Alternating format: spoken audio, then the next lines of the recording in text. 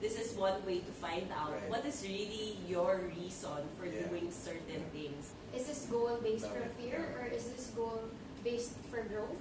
What kind of person are we becoming as we pursue and as we journey towards that goal, rather than did we achieve it or not? Tonight we'll be asking our experts about how can we maximize the last 5 months of this year. So it's our mid-year check-in. So hindi siya exactly mid-year, guys. It's 5 months, well, less than 5 months. It will be 2020 na. And actually, nag-trigger tong question na to kasi one of our teammates said na parang, oh my God, magta-2020 na, kamusta naman yung goals mo? Nowadays, parang, ang bilis eh. Sometimes during this year, parang it passes by so fast. Our two guests tonight is Val and then Guada. Val is a Strengths Finder certified coach and ICF, International Coaching Federation certified. And we have Guada. She's one of like our good friends and we're doing the Dream Circle together. And she does a lot of life coaching, art therapy. So how was your goals setting at the start of this year, 2019? Actually pretty good. Because I really wanted to do this full time. Like, that was my initial goal, was to be able to actually push for working for myself and for doing the things that I actually like to do, even if it doesn't seem like the normal jobs that we have, which is like art and life coaching and being an energy healer. It together. Yeah, and then both in.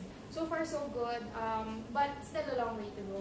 But good enough. At least something happened. Yeah, at least a first step. Yeah. We normally, as husband and wife, we normally set goals at the beginning of the year, but it's not something we put pressure on ourselves. So parang ano lang siya. It's something that we pray about and we call it actually faith goals. So it we always kind of add a little level of possibility on it. Kaya ba natin to? Well, that's why it's faith goals. So parang yun yung excuse namin na parang, that's why it's faith goals. So I would say 4 of those goals are already, I would say we have, I don't know, maybe written 7 goals in that, or 8. And it's something that we just write there and then we pray about it, and it's a conscious North Star for us. That if it happens, then great. No, we make things happen, sure. Pray about it, sure. But if it doesn't, then okay, then let's learn. Do you set like a big goal? You mentioned kasi that you do like a bit of something impossible. Is it one big impossible and then multiple small goals, or do you have like any framework when you do your framework? I love frameworks.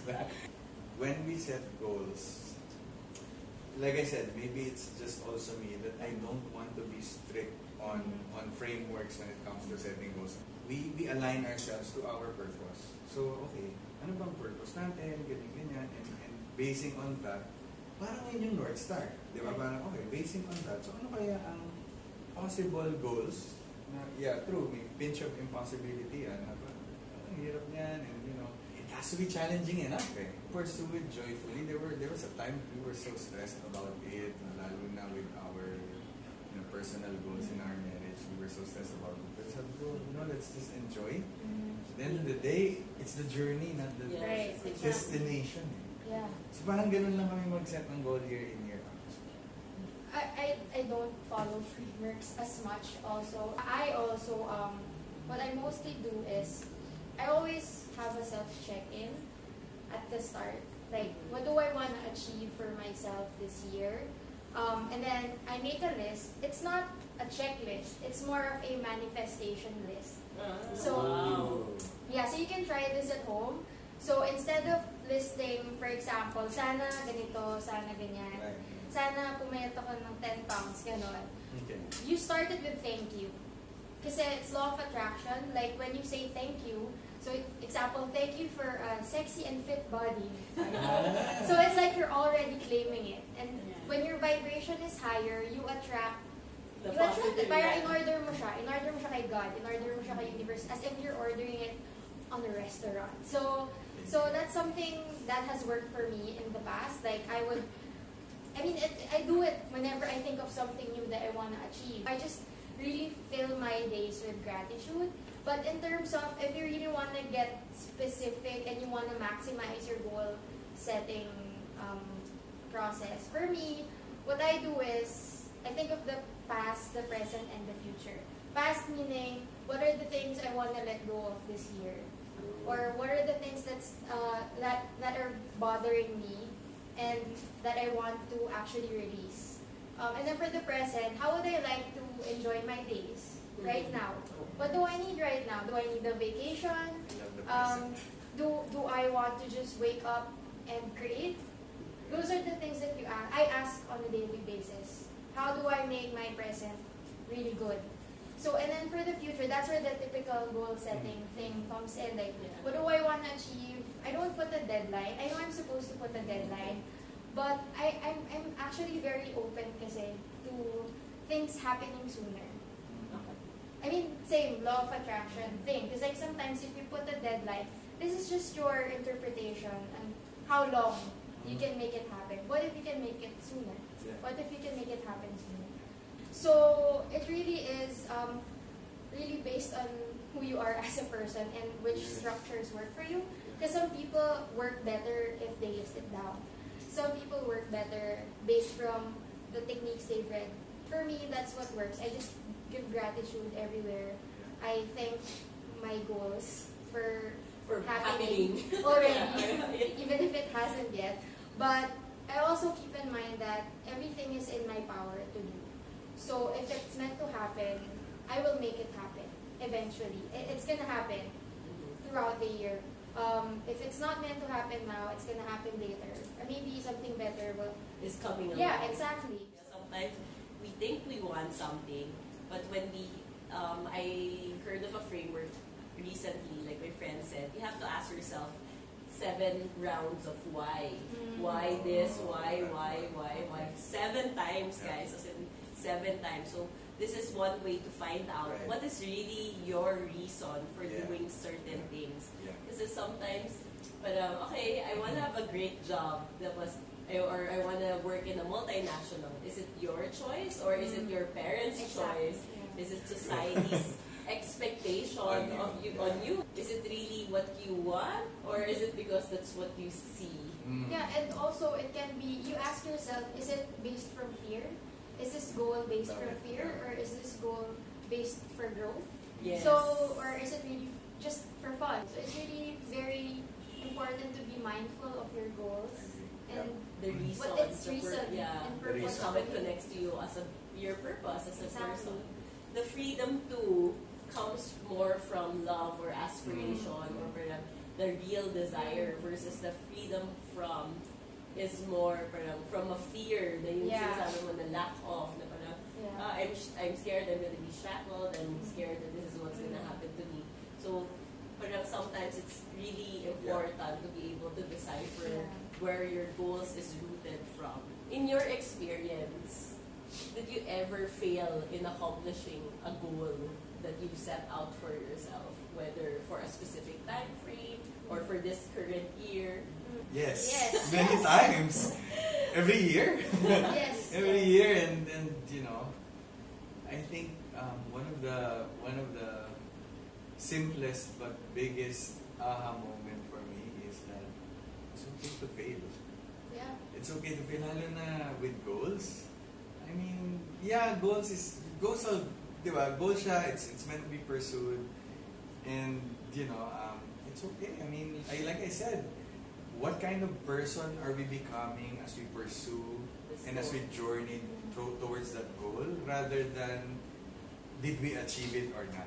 Anong klaseng tao ako after this year? Am I becoming better as a person, as a leader, as a husband, or as a professional even? Kasi if I was better, then I'm happy. That's it. That's a growth goal. Actually, it reminded me of a quote. What does it profit a man to gain the whole world and yet loses himself? Yes, loses his soul. For me, I failed a lot of goals and many other things. But maybe that's the lesson. That's the lesson how to get back up stronger and how you deal with it. So for me, that's a victory if you were able to deal with your failure. I just naturally learned to not be too hard on myself, especially if I know na I did my best. And the lesson there is, what is it teaching me? What is it teaching me? So it's just teaching me to learn how to move on faster from Fail failure. fast. Yeah, fail fast and be victorious in overcoming your failure. Something like that. So I mean, like, it's normal. It's normal, guys. Don't be too hard on yourself if goals don't happen. Sa akin, actually, I wanted to share something on the failure. Kasi when I started BDJ, it actually came from failure. My goal when I graduated from college is to work in a multinational and have like a marketing career. And actually, I started to have that. But I wasn't successful. So it actually came from that failure, and then I decided to do something else, and then I started BDJ along the way. So this is, I would say, like what God led me to. And then the funny thing is, what I've been trying to learn, which is very hard, guys, is that what if every scenario that happens in our life is for our best and highest good? Always. Diba? Yeah. Diba? We Yeah. have that That's a belief, great right? perspective. So like, if you fail, if you fall down, if you get hurt, what if what it was meant to happen, because it will lead you to your highest good, where God wants to lead you, where the universe wants to lead you. It's sometimes so hard to imagine. How can this be for my good. Yeah. diba? It's hard. It's hard to accept it. But At the moment. But sometimes, maybe, as you said, there's a lesson talaga there, and it will lead you talaga to your highest growth. Right. In terms of trying to console yourself or coach yourself into surviving or everything, if you can still name things that you're grateful for every day, remember that they also came from failures and redirections in life. You just expect that everything happens for a reason because of something that will happen along the way. Do you ever feel like you have a certain time of the year when you're productive and then when you're not? So if yes, what do you do on the down months? Well, as an artist, sometimes you can't force yourself to paint when everything is just not right. I don't know, it's hard to explain. So, it's also about really talking to yourself a lot na it's gonna be okay. Or what can you do today to improve my situation? But during those times, what we can really do is help ourselves get out of there and be patient. Usually the down times are just sometimes signs for us to go back to ourselves. And to reflect on why is this happening to us, what else can we do? And the space, we just need the space. Okay, I have to admit, I'm a person who really hates downtime. You know, the reason why I love mindfulness is because it taught me how to create intentional downtimes. Exactly. So I'm coming from a perspective that I don't really like downtime, so much so that even if I am down, I don't like to admit that I'm down. I think it is just lately that I realized that, hey, downtimes are actually time where you can, number one, maybe I just need to rest. And I have to remind myself that, hey, Val, it is okay for you to be tired emotionally, psychologically, or even spiritually. It's okay.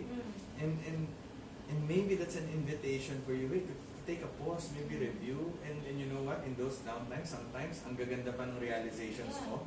Kasi nga, minsan kunyari, no client. Okay, so it's a downtime, right? So that's the best time perhaps to kind of realize some things about your life. But sometimes it's about myself also. And if I do have, I have to admit there are some downtimes that I cannot help myself. Yun lang yun. There are some times where I would ask people whom I trust, maybe close friends, maybe even mentors, to just talk to people as well. Because there's times really that ang hirap lang din, So it's okay to have down times and to feel unproductive. And like I said, all year round, hindi naman, it's always pursue. Yeah. Sometimes, Balance. you know, you have to press on the brakes, and sometimes if you don't press on the brakes, your body reminds you to press on the brakes. You know what I'm saying? During the times that you're down, like figure out what would inspire you. I think what you were saying in the foxhole of failure, whether it's like going out, seeing your friends, or parang giving you a boost of excitement. Yeah. How do I prioritize my goals? I have too many of them, and how do I know which one I should pursue first? I don't feel like goals has a hierarchy. For me, na parang, o dapat una to and all of that. There are also goals that I feel needs to be done at a certain amount of time, but I feel like those aren't goals anymore na for long term. Maybe it's a task. Maybe it's a task that you need to do. And I think that it's kind of important to understand na parang yung longevity rin ng goal na pinopursue mo. Parang hindi naman, parang next week na to. May phases din, may milestones din and all that. But in terms of prioritization, I feel like once I am aligned and I understood why I want to pursue all of these things, this 5 things, these 7 things this year, I feel like, okay, then it all boils down to breaking it down na into small milestones, maybe quarterly milestones, and see. Kasi life naman, sabay-sabay siya nangyayari. Asking which would bring you peace of mind. Nice. Look at your goals. Remember that vision that you really want for yourself in the future. If you look at them, which one would make you happiest? Diba? Or which one excites you to do? Which process would you like to do na mas excited kang gawin? So, or which of these goals yung pinakatingin mong magbe-benefit ka? If you have to pick, just ask which one excites you The most, or which one would give you peace of mind. I will add very quickly, one possible criteria is actually what's the easiest. Pwede Go din hanging yun. fruits. Yeah. Go hanging fruits. Yeah. Kasi baka the easiest goal will get you the momentum. Momentum, and the the excitement. Yeah. So, yeah. Ganda yan. Is it a bad thing to progress in slow manner? One of the struggles I had was I was too hard on myself when it comes to my pacing. Yung pacing ko, yung bilis ko in achieving things. Sinong mabagal? Sinong mabilis? Who says what? So parang check din, no? Parang slow. Sino may sabing slow? Is it you? Is it the people around you?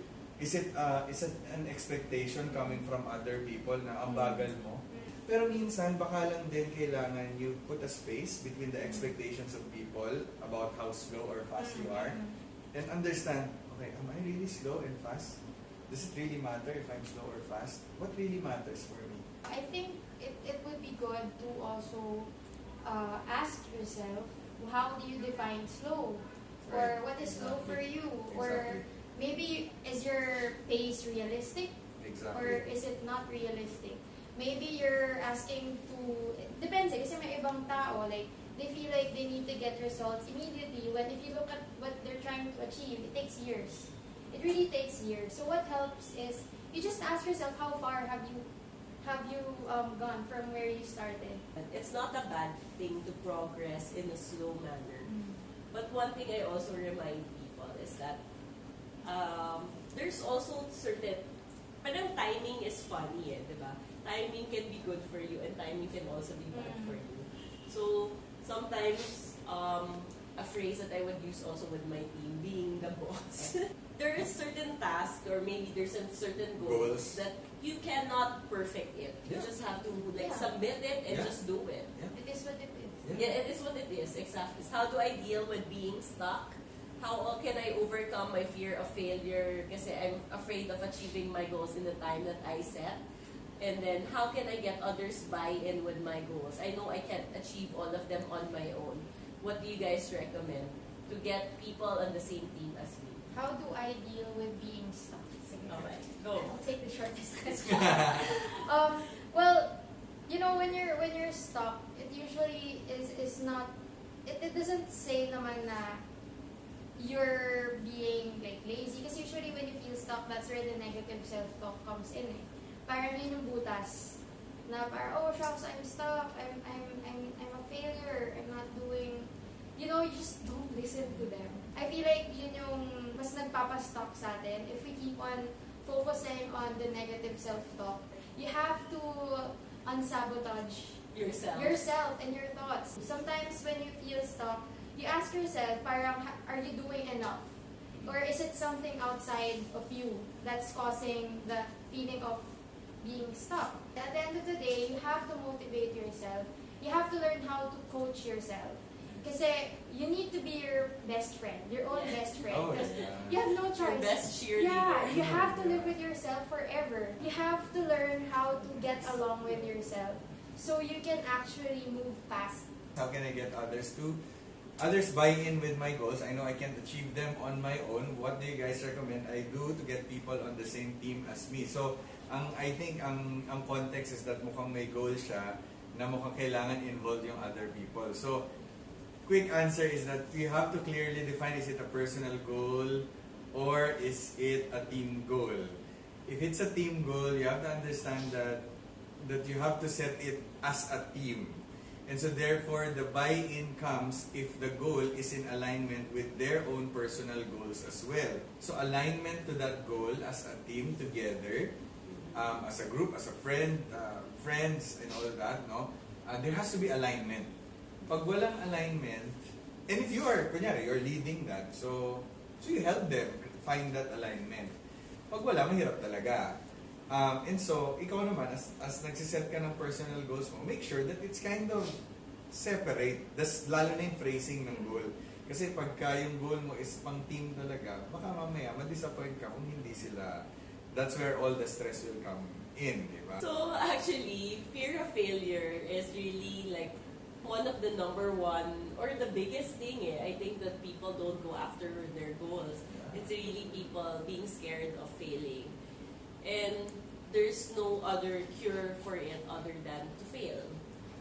Yeah. there's no other, you just have, like with any kind of fear, you have to face it up front. So there's no shortcut to it. You are where you are right now. You're back where you are. So you've learned that if you failed in that maybe that's not the right path for you. Maybe you learn something else. Maybe you take 2 steps backwards. But there's so much value in that experience. And if you rob yourself from making mistakes, you can never really move forward. There's no way of overcoming your fear of failure except to accept that you have that fear. And it's okay to have that fear. But despite having that fear, you go do it anyway. You have to be able to figure out what fear is to you on for your relationship with your fear.